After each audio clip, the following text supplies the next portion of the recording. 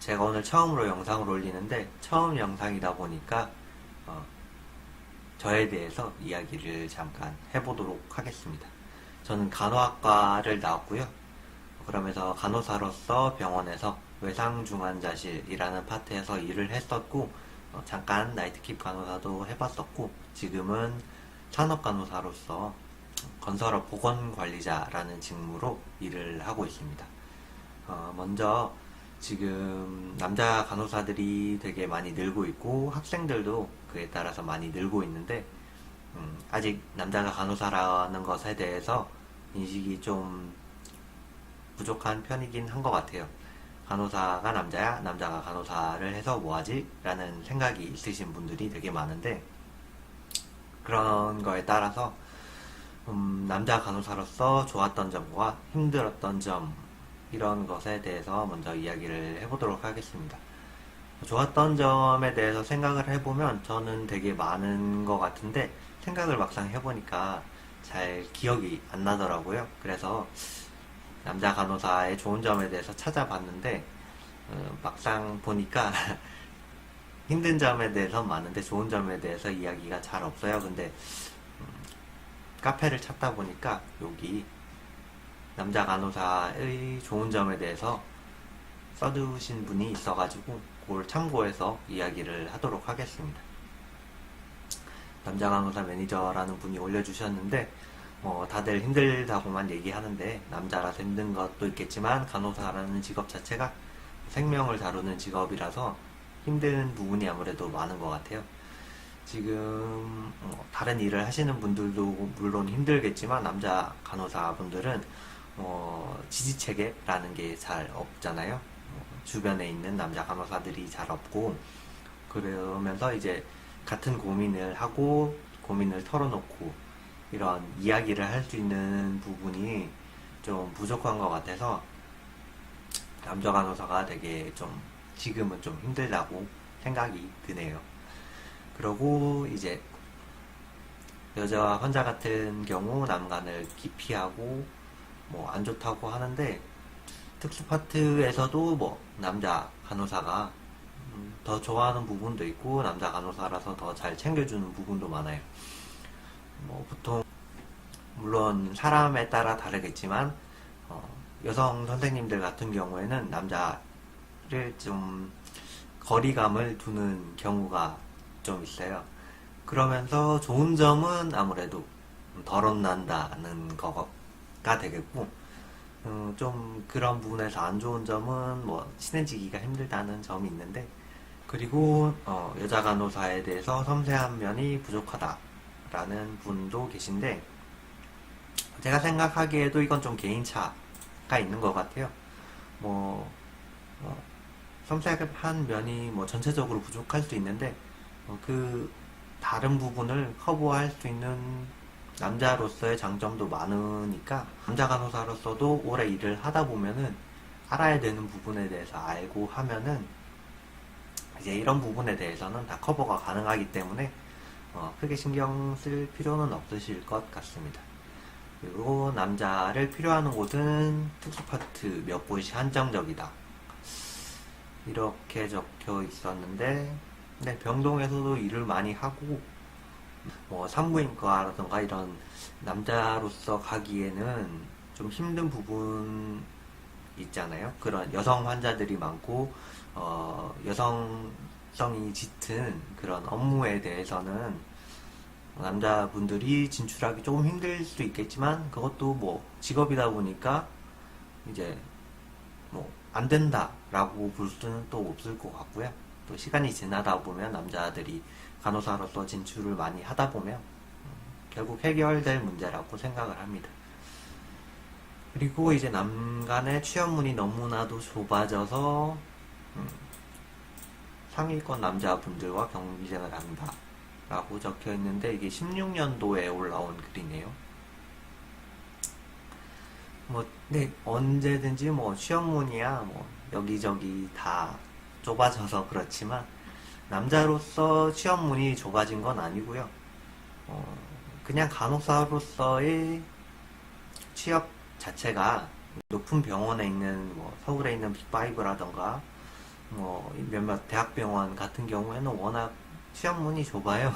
그래서 남자라서 안 되는 게 아니고 그 병원에서 원하는 그런 간호사 상이 아니었기 때문에 안 되는 경우가 많은 것 같고요. 지금 그렇게 남자라서 취업이 더 안 된다고 생각하진 않아요. 오히려 지금까지는 아직 그래도 남자 간호사들은 취업문이 여자 간호사 분들에 비해서는 좀 더 넓다고 생각을 하는 편입니다. 남간을 원하는 병원의 수도 줄어들고 안 뽑는 추세라고 합니다. 라고 적혀 있는데, 제가 생각하기에는 남자 간호사들이 아무래도 일이 힘들다 보니까, 그만두고 이제 공무원 쪽으로 빠지는 분들도 많고 하셔가지고, 공무원 입장에서는 좀 안 좋게 보시는 병원도 있는 것 같아요. 근데 사실 남자 간호사뿐만 아니라 여자 간호사들도 간호사들의 전체적인 사직률이 높은데 이제 남자 간호사들이 처음에는 좀 잘 버티는 듯 하다가 뭐 일을 할 만할 때쯤에 그 공무원으로 나간다. 이런 인식이 좀 많이 있는 것 같아요.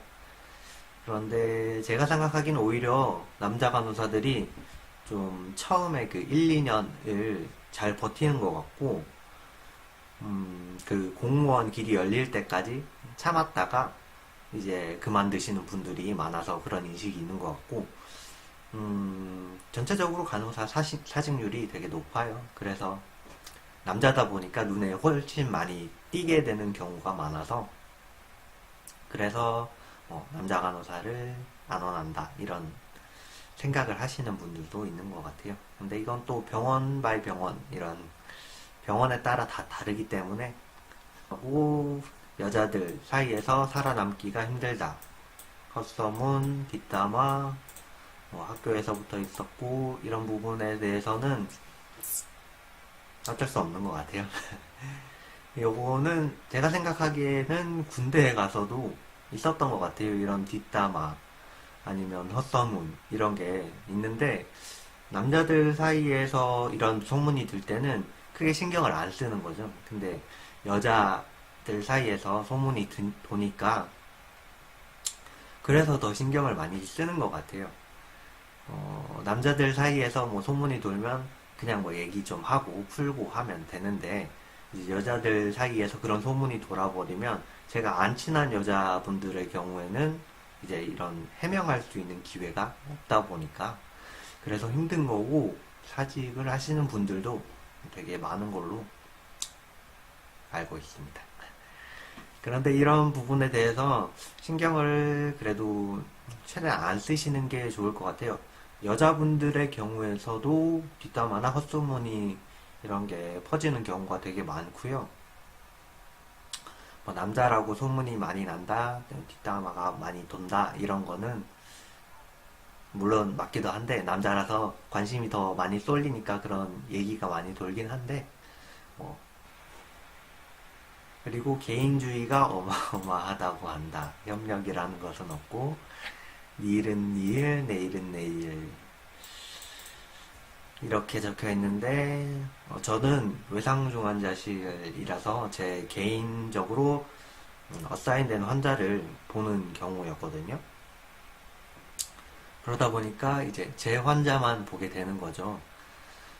그럼에도 불구하고 제 환자를 보다가 약간씩 짬이 날 때, 뭔가 그럴 때는 다들 서로 도와주세요. 도와주기도 도와주고, 모르는 게 있으면 질문하면은 선생님들께서도 답변 잘 해주시고, 물론 얼토당토하는 이야기를 물으면 화를 내시는 경우도 많지만, 충분히 질문해도 답변을 해주시는 부분입니다. 그리고 개인주의. 이건 아무래도 이제 안 친해지다 보니까 그런 것 같아요. 선생님들끼리 잘 친분이 없다 보면은 내가 내 일을 하고 있는데 옆에 와서 물으면은 되게 짜증이 날 수도 있을 것 같아요. 짜증 내는 경우도 많고 내가 지금 굉장히 급한 일을 하고 있는데 그런 옆에 와가지고 막 이상한 걸로 묻고 이러면은 짜증이 나서 그래서 뭐 개인주의가 어마어마하다 이렇게 얘기가 나온 것 같아요. 근데 뭐 이것도 하기 나름이에요. 선생님들 다 친해지고 하면은 결국에는 뭐 조직 안에서 뭐 실익을 따지거나 이럴 정도로 음, 그렇게 뭐 신분 관계를 쌓다 보면은 이게 또 시간이 지나다 보면은 뭐 괜찮아지는 경우가 되게 많습니다. 그리고 조무사도 면허증으로 대체된다 이런 부분에 대해서는 아직 정책적으로 발표된 부분도 없고 이렇게 되는 것 자체도 불가능하다고 생각을 하기 때문에 괜찮을 것 같고 대부분 공대 가라고 하시고 간호사도 뭐 소방적으로 빠져가지고 좋은 장기적으로 봤을 때 좋은 직장은 아니라고 합니다. 어느 정도 그런 부분이 있는 것 같아요. 근무 형태가 3교대이기 때문에 오래 하기가 좀 힘들 것 같아요. 야간 근무는 더군다나 2급 발암 물질이라고 하잖아요. 네, 야간 근무를 하고 이렇게 하면 생체 리듬이 자꾸 깨지고 해서 저도 되게 힘들었는데 특히 나이트 같은 경우에는 생체 리듬을 너무 많이 깨는 근무거든요. 밤에 일을 해야 되고 낮에 자야 되기 때문에 아무리 그런 패턴을 바꾸는 게 좀 잠이 와서 이렇게 잠을 자고 하는 것 때문에 바뀐다고 해도 그래도 이런 3교대 근무는 되게 좀 어떤 과학적인 체계가 있지 않고서야 되게 힘든 것 같아요. 그 과학적인 체계를 가지고 근무표를 짤 수도 없는 부분이고 결국 막 네, 3교대라는 부분에 있어서는 장기적으로 이런 근무 형태의 변화가 좀 필요할 거라고 생각이 듭니다. 데이나 이브닝 같은 경우에는 그래도 밤에 잠을 자고 해서 그나마 괜찮은데 나이트 같은 경우에는 좀 힘든 것 같아요. 제가 나이트 킵을 해봤었는데 나이트 킵 자체도 되게 힘들어요. 이게 아무리 생체 리듬이 바뀌는 게 아니고 어차피 밤에만 일하고 낮에 자고 하는 게 계속 똑같아도 그래도 밤에 안 자고 일을 하는 거는 되게 힘들더라고요.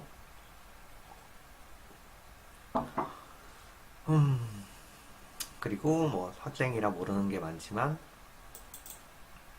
간호사를 할지 걱정이 많이 쌓인다 라고 적혀 있는데 막상 간호사를 하게 되시면 여러 부분에 진출을 할 수 있는 루트들이 되게 많기 때문에 네, 요거는 학생으로 다니신다면 졸업을 한번 해보시고 일을 해보시는 게 좋을 것 같아요. 중간에 그만둔다고 해가지고